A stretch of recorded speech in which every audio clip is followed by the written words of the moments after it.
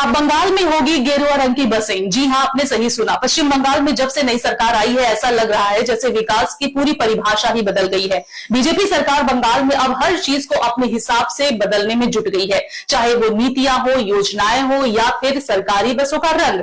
जी हां, शुभेंदु सरकार को अब बंगाल की बसों के रंग से भी प्रॉब्लम हो गई है। राज्य के नए परिवहन मंत्री अर्जुन सिंह ने एक ऐसा बयान दिया है जिसे सुनकर ऐसा लगता है कि बंगाल की परिवहन व्यवस्था की खस्ता हालत रातों रात सिर्फ एक नया रंग लगाने से सुधर जाएगी। मंत्री जी ने साफ ऐलान कर दिया है कि अब बंगाल की सड़कों पर जो भी नई सरकारी बसें उतरेंगी उनका रंग बदल दिया जाएगा।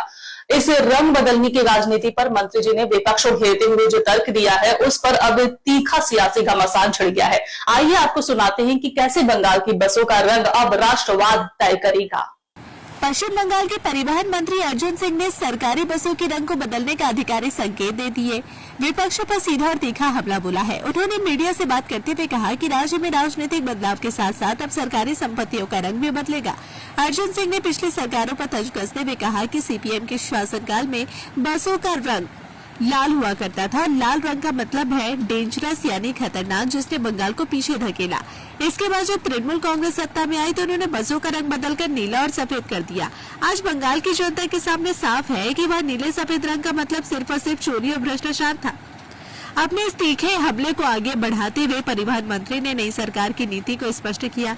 उन्होंने कहा कि हमारी सरकार राष्ट्रवाद की भावना से प्रेरित है और इसलिए अब जो भी नई सरकारी बसें परिवहन विभाग के बेड़े में शामिल की जाएंगी वे सभी गेरुआ यानी भगवा रंग की होंगी।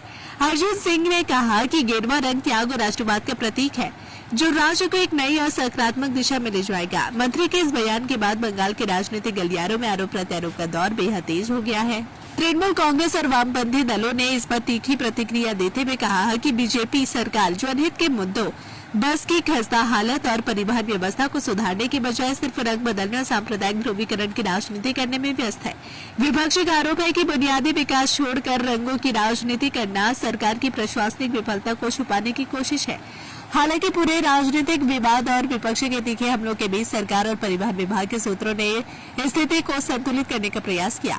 प्रशासनिक अधिकारियों का तर्क है कि नई बसों को एक नई और विशिष्ट पहचान देना किसी भी नई सरकार की सामान्य प्रक्रिया का हिस्सा होता है।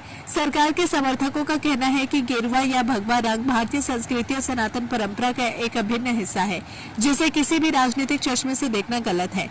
प्रशासन का मुख्य ध्यान बसों के रंग के साथ साथ यात्रियों की सुरक्षा, आधुनिक सुविधाओं और परिवहन सेवाओं को ज्यादा से ज्यादा हाईटेक और सुगम बनाने पर है। अब देखना यह होगा कि जब ये नई गेरुआ रंग की बसें बंगाल की सड़कों पर दौड़ेगी तो जनता इस बदलाव को किस रूप में स्वीकार करती है और यह सियासी घमासान आगे क्या मोड़ लेता है।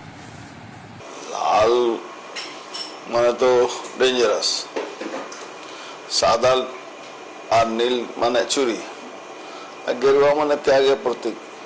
আমরা তো ত্যাগের প্রতীক, আমরা তো রাষ্ট্রবাদী, আমরা দেশের যে ত্যাগের প্রতীক যে রংটা সেই রংটাকে ইউজ করছে। কোন বাসগুলো থাকছে? নিশ্চিতভাবে নতুন যে বাস আসবে সেরকম স্যাফরান কালারের বাস আমরা চুজ করেছি। এখন তো অ্যাপেলও স্যাফরান কালারের মোবাইল বিক্রি করছে, আপনি বুঝতে পারছেন। এটা কোনো বার্তা? বার্তা না, ত্যাগের প্রতীক যদি হয় তাহলে বার্তা তো এমনি মানুষের কাছে পৌঁছে যাবে। এটা কি কোনো সাইকোলজি ব্যাপার আছে যে মানসিকভাবে একটা গেরুয়া কালার দেখলে একটা মনে সাইকোলজি কোনো না, এটা তো আমাদের স্লোগানে ছিল, রাম রাজ ফির আয়েগা, गेरुआधारी आएंगे। अगर आप अपने बिजनेस, शॉप, कंपनी या सर्विस को ज्यादा कस्टमर तक पहुंचाना चाहते हैं एडवर्टीजमेंट के जरिए तो आप न्यूज टैग इंडिया और हालाते बंगाल से कांटेक्ट करें। फोन नंबर 9831060581 या फिर 8240148182 पर कॉल करें।